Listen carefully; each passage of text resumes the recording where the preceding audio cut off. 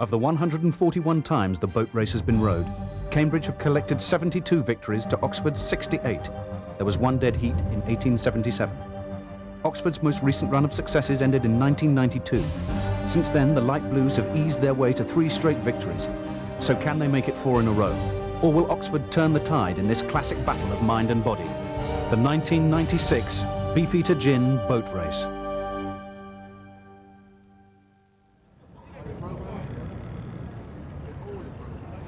Race day, April 6th, London, and the River Thames is at low tide.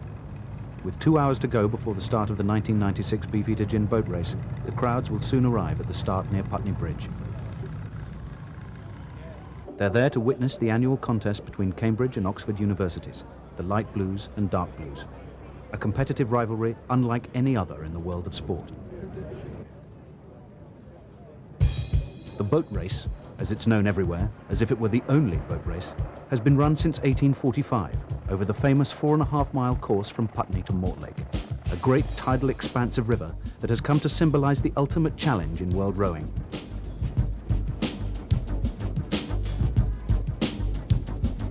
And while the event is all-out competitive rowing, along the banks of the Thames there's a carnival atmosphere for the hundreds of thousands of spectators, young and old alike. Now the boat race is a truly global spectacle, attended by royalty, attracting the very cream of international rowing, and watched by a worldwide TV audience of over 400 million. The crews tend to maintain their equanimity up until a day or two before, and then they come down to the tideway and find there are lots of cameramen and lots of photographers and so on, and they suddenly realize, I think particularly the Americans, that this is a much bigger media event than anything they're used to in their rowing world. This year's race will feature Olympians and international champions, with Cambridge bringing power and experience to their boat with the imposing 6'8" frame of top-class American Ethan Eyre. 12 months ago, it was Cambridge who rowed their way to victory, their 3rd win in 3 years. That's the boat race. One university sets up a winning streak only to be overhauled by a supreme combination of effort and will as their rivals fight against the tide of history. This year's race, it's predicted, will be the closest for years, with Oxford coached brilliantly by Penny Chuter and the inspirational Dan Topolsky, back for a second spell in charge of the Dark Blues. Topolsky has turned the 1996 Oxford crew into a real force to be reckoned with. But Cambridge are also strong this year, after months of preparation for the Beefeater Gin Trophy.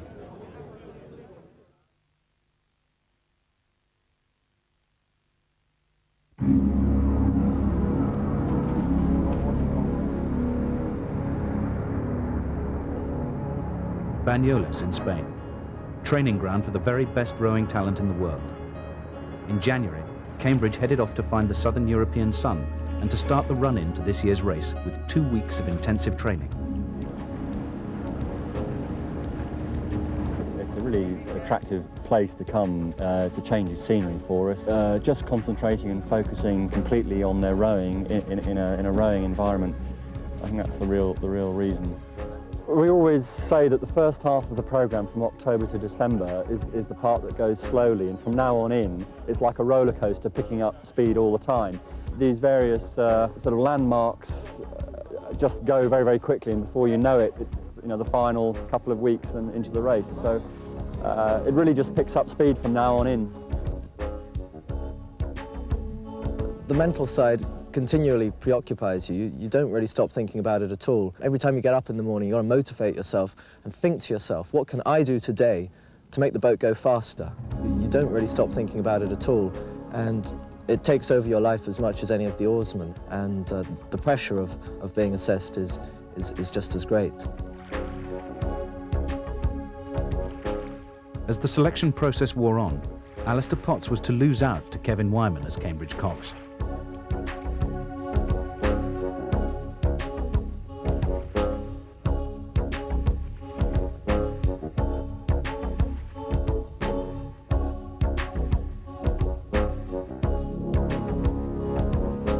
While the Light Blues enjoy their spell of warm weather work, back in freezing Britain, Oxford are starting their new year with the now all too familiar round of early morning training, under the watchful eye of Topolsky. Topolsky wrote himself indelibly into boat race history by coaching the Dark Blues to 10 consecutive victories between 1976 and 1985. I think we've had a better chance than last year. Last year we really were coming from way behind, and Cambridge were on a fantastic streak and with a very strong crew. This year I think we're more even.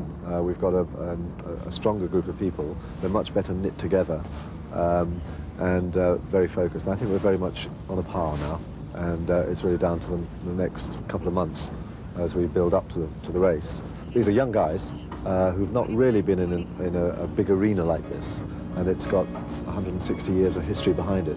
So there's a lot of pressure on guys who are not really, they're not your footballers and your boxers who've really been in that sort of limelight for a long time and are hardened to it all.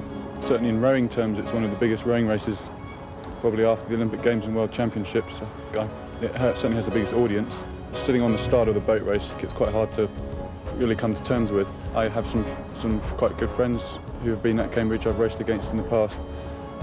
So there's a sort of friendly rivalry there, but I think on the day of the race it's not quite contempt, but it's certainly a strong disliking for the Cambridge colours and everything that Cambridge stand for, and we'll do our best to give them a beating.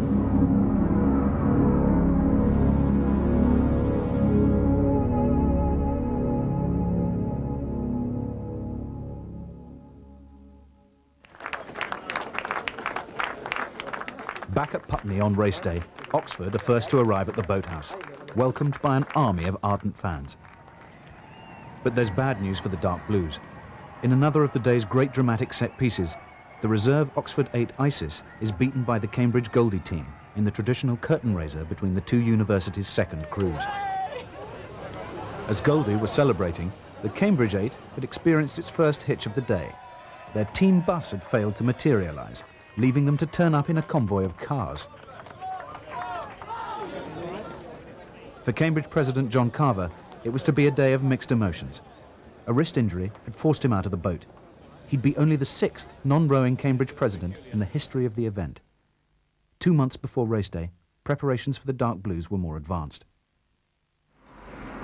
As Oxford cox Todd Crystal cycled through the streets of the university city back in February, it looked as if everything was going exactly to plan for his crew, while their rivals still had to select their final 8. It's looking pretty good this year. We have a very strong squad. Certainly the depth of talent is much deeper this year, and the top boat is much closer together in terms of ability. I think rowing is probably one of the ultimate team sports, because we're together in a very sort of close-knit and tight community. A lot of pressure, a lot of selection pressure, then a lot of boat race pressure. If you don't get on, you're really actually in quite a lot of trouble. You're always trying to find the most machine-like stroke possible, the most together, the most perfectly timed, perfectly balanced. It's an art form almost. The race has really taken over, certainly in my life. If anything goes, I think the social life goes first, then the work maybe gets rearranged around rowing, and rowing really takes the front seat. It's like trying to climb Mount Everest. It's something which, in a sense, is almost useless. 2 crews racing over a smelly stretch of water in London. But that's what makes it so special. Mount Everest only happens to be the highest bump on this planet, but to climb it is a great achievement.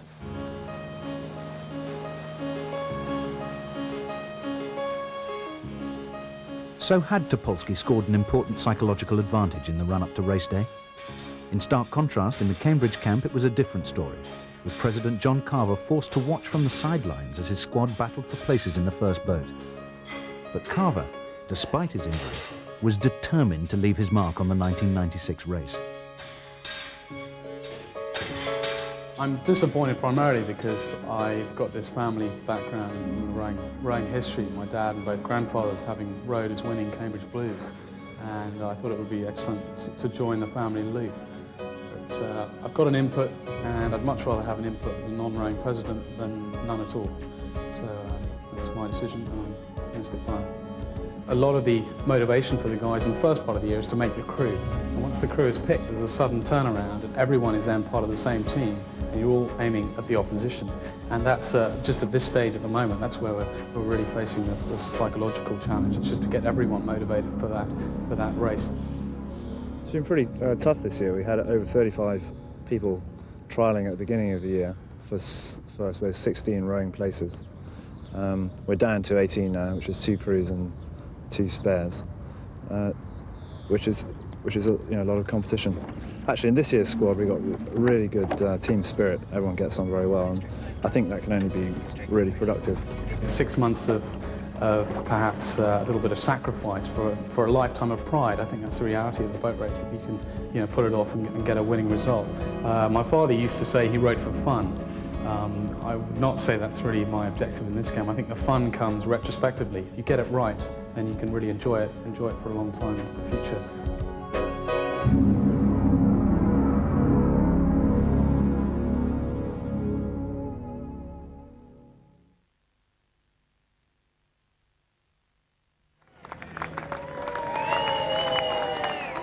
Race day.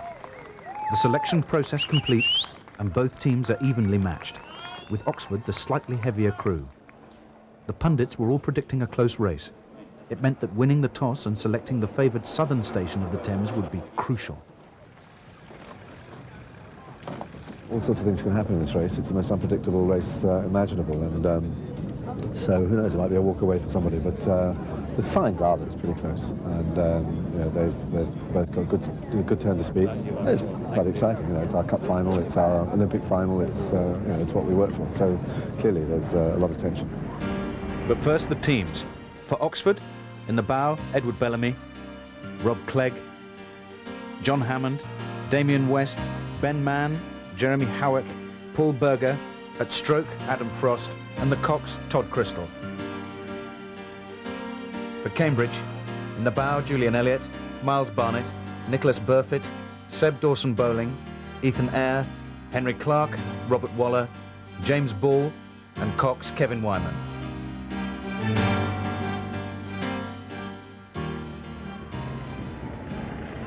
In the event, John Carver won the toss for Cambridge and chose the southerly Surrey station. If his crew could keep level with Oxford past Hammersmith Bridge, they would have the advantage of taking the shorter route round the massive bend towards Chiswick Steps.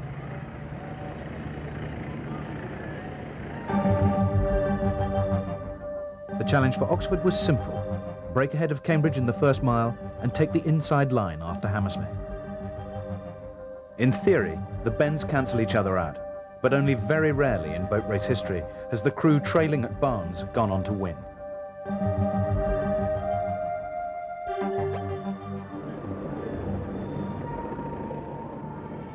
For the last 3 years, Cambridge have won from the Surrey station. Conditions today are clear but chilly and grey, and the crews will be facing a slight headwind over the first mile. As they make their final preparations, the umpire will wait for a signal from each cox that they're ready. We'll be back with the start of the race in part 2. Welcome back for the start of the 1996 Beefeater Gin boat race. To take us through the race, Barry Davis and former boat race blue and Olympic gold medalist Matthew Pinsett. Set, go! The early stroke's vital to both sides, but particularly to Oxford. It's really important for Oxford to get away to a good start, settle into a rhythm, use this first corner that they've got in their favour, and then get into a good position for the race later on. It's always said that the Middlesex station is the more difficult to steer, and as we look down Fulham Reach, you can see the bend that they have in their favour, but they want to turn as late as possible.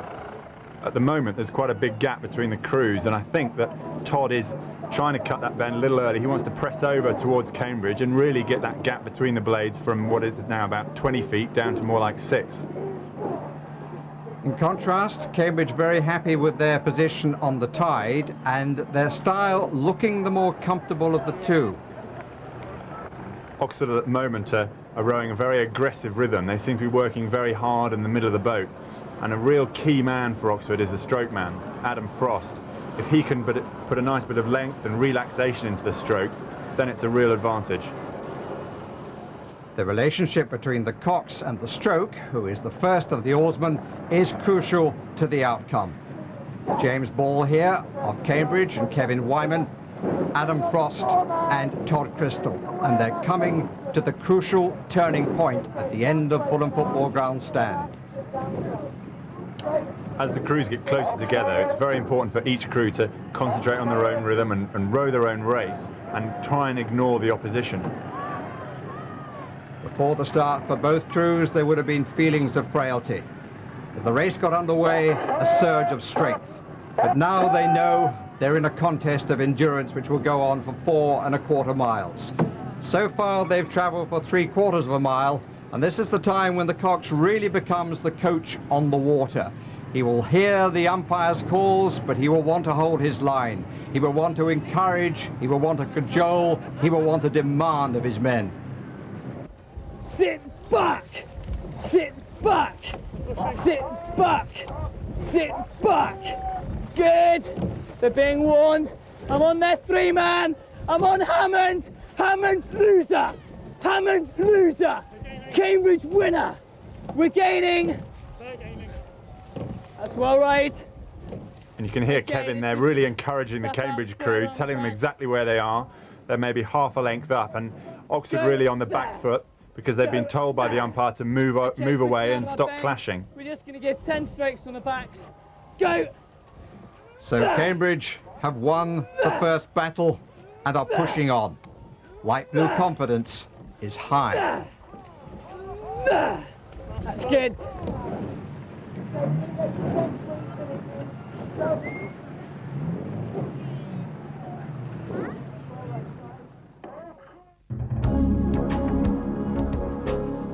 Good!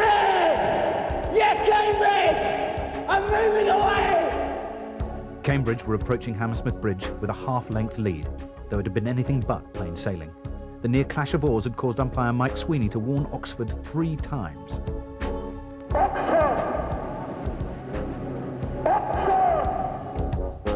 And it was their cox, Todd Crystal, who had been forced into taking evasive action. With Cambridge cox Kevin Wyman urging his crew to seize the moment, the light blues had put themselves in a strong position, with the huge bend beyond Hammersmith to come. I'm on Hammond! Hammond loser! Hammond loser! Cambridge winner! Cambridge winner! We're gaining! Cambridge winner! Cambridge winner! We're gaining! The story of the past 3 years being repeated. The Surrey bend coming up in Cambridge's favour. John Carver can smile at having won the toss. The gap between the two, which was nothing at the 1 mile point, is now 2 seconds, 2/3 of a length.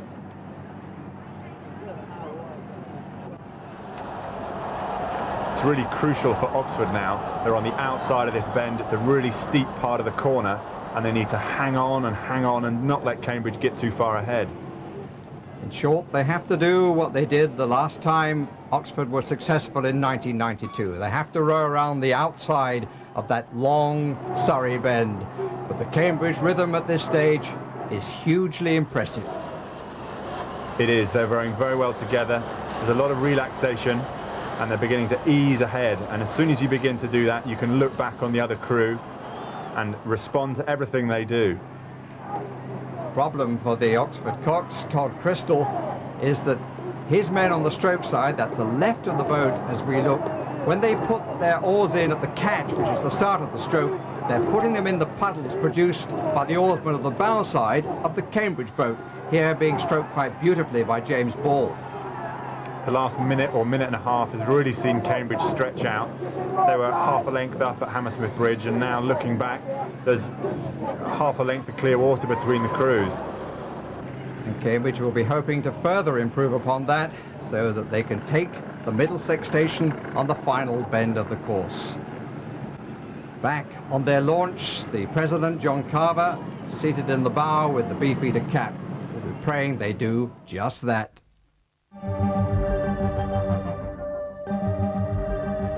It's just getting the guys to focus in on a terrific reward. I think the fun comes retrospectively. If you get it right, then you can really enjoy it for a long time into the future. You know, it is a very hard challenge. The guys do enjoy it, but there's some tough times, and you know, they need to come through those. People have got a lot of respect for him. He's found a very good sort of approach and has managed to continue to take on that leadership role, despite the fact that he's not been rowing the boat himself. we'll do our very best to make sure we win it. And it'll need to be a crew that I haven't seen on the water before that's going to beat us.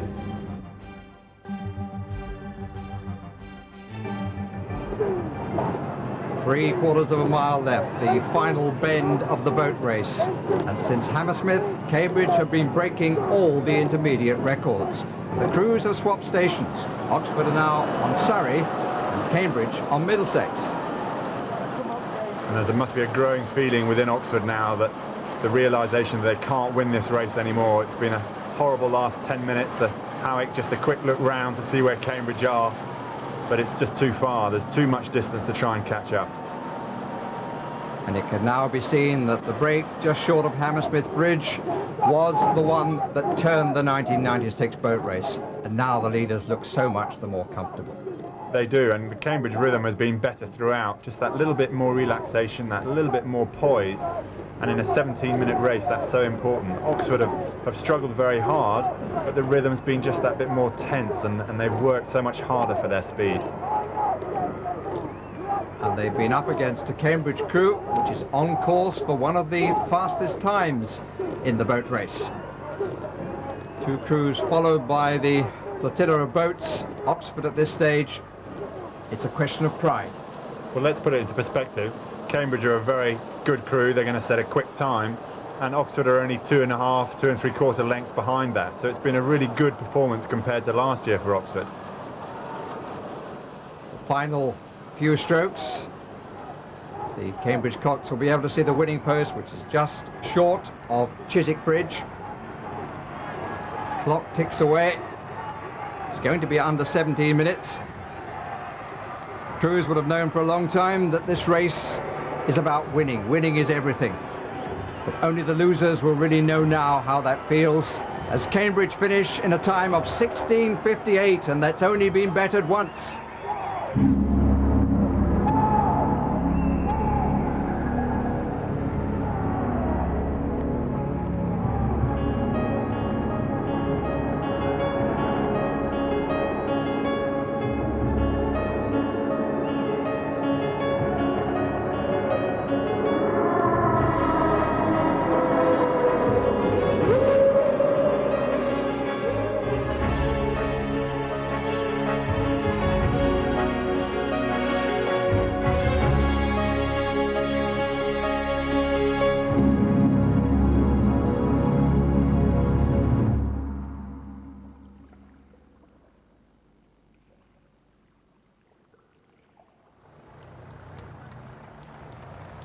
The months of back-breaking, single-minded dedication weigh heavy on the Oxford 8. As in stark contrast, joy in the Cambridge camp is unconfined. It's been another vindication of their well-honed training programme. For Oxford coach Dan Topolsky, it's a bitter blow. They were stronger. They had a very, very good rhythm, and when they made their moves, they really counted. And we didn't make the moves quite as effectively. I think our guys feel that they rode a little bit below their best. It's something that sticks with you. So they're pretty miserable.